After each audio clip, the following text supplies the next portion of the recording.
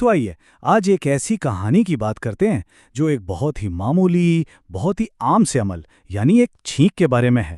لیکن ٹھہریے، یہ کوئی ایسی ویسی چھینک نہیں تھی، یہ تو ایک ایسی چھینک تھی جس کی قیمت کا اندازہ لگانا بھی مشکل ہے۔ ذرا تصور کیجئے، آدھی رات کا وقت ہے، آپ ایک کشتی پر سفر کر رہے ہیں اور اچانک ایک آواز گونجتی ہے، ایک غیبی آواز جو یہ حیران کن اعلان کرتی ہے۔ آخر یہ اعلان کیوں ہوا؟ اور بھلا 1 درہم میں جنت کا سودا؟ یہ کیسے ممکن ہے؟ تو سب سے بڑا سوال تو یہی ہے نا کہ آخر ایک معمولی سے سکے نے ہمیشہ کا انعام کیسے خرید لیا؟ چلیں آج کی اس گفتگو میں ہم اسی راز سے پردہ اٹھاتے ہیں۔ ٹھیک ہے، تو کہانی شروع کرتے ہیں بالکل شروع سے۔ یہ سب ایک سفر کے دوران ہوا اور اس کہانی کے جو مرکزی کردار ہیں وہ ہیں حدیث کے عظیم عالم امام ابو داؤد۔ تو بات ہو رہی ہے امام ابو داؤد کی، ایک ایسی شخصیت جو علم کے سمندر میں تو ڈوبے ہی رہتے تھے، لیکن اس وقت وہ حقیقت میں ایک سمندر میں تھے، ایک بڑی سی کشتی پر سفر کر رہے تھے۔ اور پھر اسی سفر کے دوران ایک آواز سنائی دیتی ہے، ایک ایسی آواز جس نے سمجھے اس پورے سفر کا رخ ہی بدل دیا۔ تھی تو ایک بہت عام سی آواز، لیکن اس کا اثر وہ غیر معمولی تھا۔ کشتی جو تھی وہ ساحل سے تھوڑے فاصلے پر تھی، لیکن امام ابو داؤد نے بالکل صاف سنا۔ ساحل پر ایک شخص کو چھینک آئی اور اس نے بلند آواز سے کہا، الحمدللہ، یعنی تمام تعریفیں اللہ کے لیے ہیں۔ اچھا، اب امام ابو داؤد نے جو اگلا قدم اٹھایا نا، اس کی قیمت تھی صرف 1 درہم۔ اب سننے میں تو یہ بہت چھوٹی سی رقم لگتی ہے، لیکن اس کے پیچھے جو نیت تھی وہ بہت بڑی تھی۔ انہوں نے فوراً وہ 1 درہم خرچ کیا اور ایک چھوٹی کشتی کرائے پر لے لی۔ لیکن سوال یہ ہے کہ آخر کیوں وہ اپنی بڑی کشتی کو چھوڑ کر ایک چھوٹی سی کشتی میں کیوں جانا چاہتے تھے؟ ان کا مقصد صرف اور صرف ایک تھا، پانی کو پار کر کے ساحل پر اس شخص تک پہنچنا جس نے ابھی چھینکا تھا۔ ذرا سوچئے تو، ایک بڑی آرام دہ کشتی سے اترنا، ایک چھوٹی کشتی میں بیٹھنا اور صرف ساحل تک جانا۔ اور اس ساری محنت کا، اس 1 درہم کے خرچ کا مقصد کیا تھا؟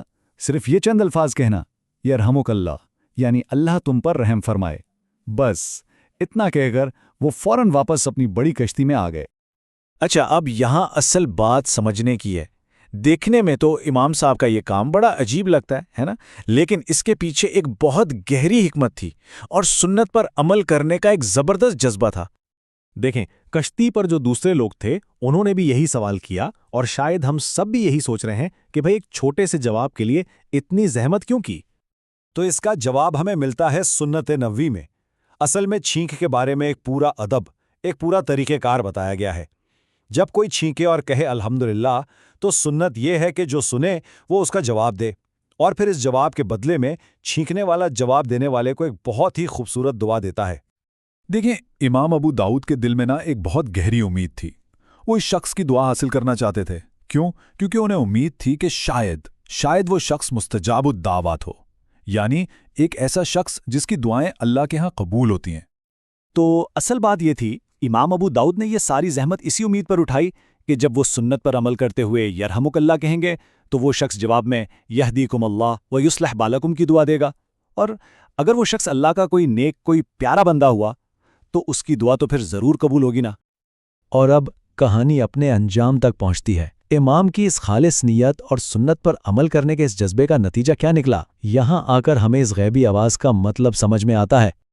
اس رات جب کشتی کے سب لوگ سو گئے تو وہی غیبی آواز دوبارہ سنائی دی، اور اس واقعے کا ذکر حافظ ابن حجر نے اپنی مشہور کتاب فتح الباری میں بھی کیا ہے۔ آواز نے کہا، اے کشتی والوں، ابو داؤد نے اللہ سے جنت 1 درہم میں خرید لی ہے۔ یہ کہانی ہمیں کتنے شاندار طریقے سے بتاتی ہے کہ اللہ کے نزدیک عمل کتنا بڑا ہے۔